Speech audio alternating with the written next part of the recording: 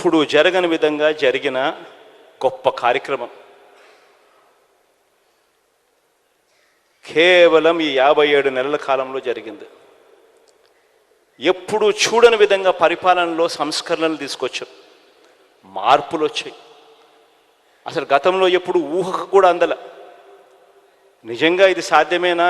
ఎవడైనా ఎన్నికలకు ముందు ఎవరైనా మనల్ని వచ్చి, మీలో ఎవరినైనా వచ్చి ఇన్ని 100 కోట్ల రూపాయలు, ఇన్ని లక్షల రూపాయలు ప్రతి ఇంటికి ఇవ్వడం, అది కూడా లంచాలు లేకుండా, వివక్ష లేకుండా ఇవ్వడం సాధ్యమేనా అని అంటే మీలో ప్రతి ఒక్కరూ కూడా అలా నవ్వేసి అలా వదిలేస్తారు, సాధ్యమయ్యేది కాదు అనే మాట. కానీ ఈ 57 నెలల కాలంలో లేదు, ఇది సాధ్యమే అని ప్రతి ఇంటికి చూపించగలిగాం. ఎక్కడ లంచాలు లేకుండా, ఎక్కడ వివక్ష లేకుండా నేరుగా అక్క చెల్లెమ్మల ఖాతాల్లోకే నేరుగా ఆ డబ్బులు వెళ్ళిపోయి ఆ అక్క చెల్లెమ్మ కంటికే కనిపించే విధంగా చూపించగలిగాం. ఒక గొప్ప విప్లవాత్మక మార్పు పరిపాలనలో తీసుకొని రాగలిగాం, ఎప్పుడూ జరగని విధంగా, చూడని విధంగా. గ్రామాలలో స్కూళ్ళు మారాయి, ఎప్పుడు ఊహకు కూడా అందలేదు. డబ్బులున్న వాళ్ళకు మాత్రమే ఇంగ్లీష్ మీడియం బడులు, మంచి చదువులు, ట్యాబులు, క్లాస్ రూమ్లలో డిజిటల్ బోధన అని గతం. ఈ 57 నెలల్లో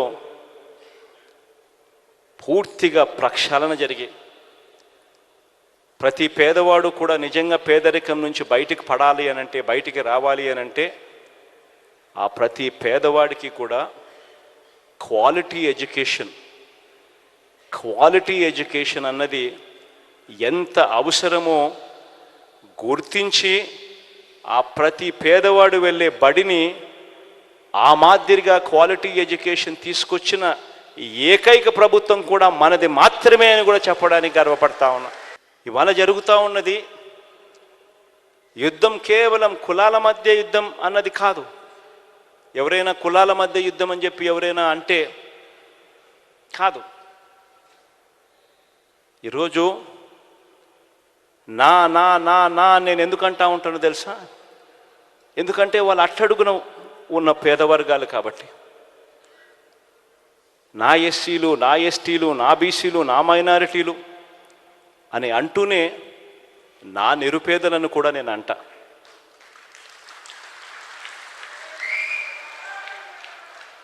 ఎందుకంటానో తెలుసా?